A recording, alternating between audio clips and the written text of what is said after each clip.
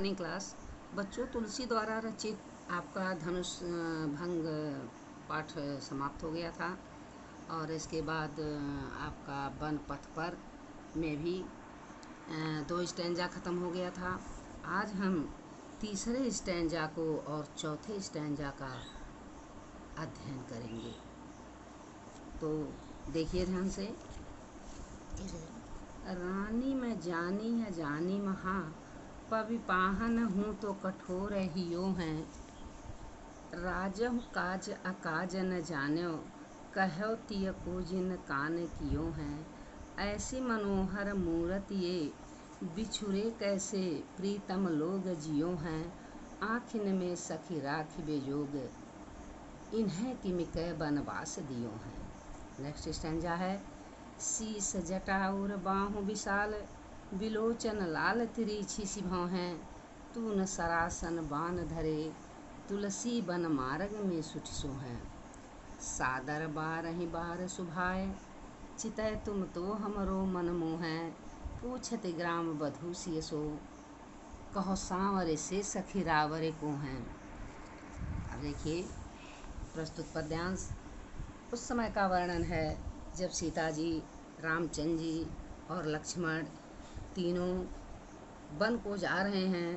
तो वन मार्ग में मिलने वाली स्त्रियां आपस में यह चर्चा कर रही हैं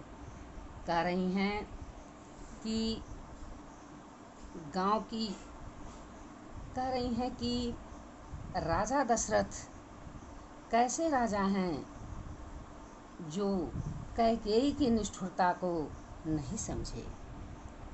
यह गांव की महिला कहती है कि मैंने समझ लिया कि रानी कैकेयी बड़ी अज्ञानी है, अजानी अज्ञानी। उनका हृदय तो पत्थर और वज्र से भी कठोर है। पविपाहन हूँ तो कठोर हियो हैं। उधर राजा दशरथ ने भी उचित अनुचित का विचार नहीं किया और केवल स्त्री के कहने पर इन्हें वन भेज दिया। ये तो इतनी लुभावनी मूर्तियां हैं, या तीनों लोग इतने लुभावने हैं कि इनके बिछुड़ने पर इनके परिवार के लोग किस प्रकार जीवित रहे होंगे। हे सखी, ये तो आँखों में रखने योग्य हैं, अर्थात सदैव दर्शनीय हैं।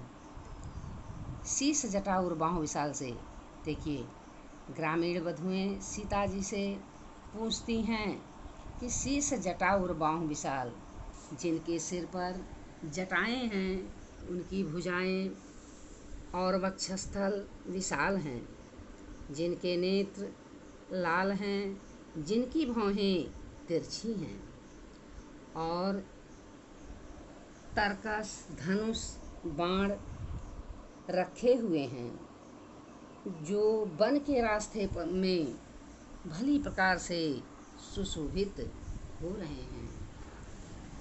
हे सखी, जो बार बार आदर के साथ प्रेम के साथ सीता जी से कह रही हैं, तुम्हारी ओर देख रहे हैं। यहाँ गांव की स्त्रियों की वाक चातुर्यता का भी वर्णन किया गया है। क्या कहती हैं कि जो तुम्हारी ओर बड़े प्रेम से देख रहे हैं। तो हे सखी, इस तरह का उनका सरल स्वभाव और प्रेम से देखना हमारे मन को मोहित कर ले रहा है। तो सही से बताओ कि वह सांवले सांवले वाले तुम्हारे कौन लगते हैं। सीता जी से इस तरह का वह गांव की स्त्रियां प्रश्न करती हैं, तो इसके उत्तर में भी वह बड़ी संजीदगी के साथ देती हैं। अब इस पद्यांश में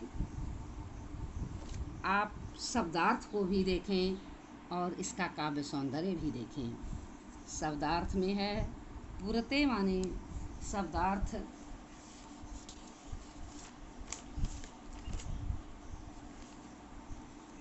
किस जहाँ लिखा था रानी में जानी, फिर काज अकाज, उचित और अनुचित या कार्य का होना न होना, कान कियो हैं कहना मान लिया, जोग बोला है इसमें आखिन में सखी राखिबे जोग।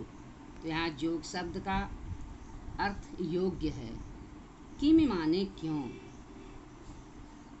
द शीश जटा, शीश माने सिर या शीर्ष भी होता है। उर, उर माने वक्षस्थल, छाती भी कहते हैं। बिलोचन माने नेत्र, सरासन माने धनुष। अब काव्य सौंदर्य में देखिए बच्चों, गांव की स्त्रियों की सहृदयता, दयालुता, स्वाभाविक उत्सुकता यानी जानने की जो इच्छा होती है, और उत्सुकता शांत करने के गांव की स्त्रियों द्वारा सीता जी से प्रश्न पूछना आदि नारी स्वभाव का सजीव चित्रण किया गया है।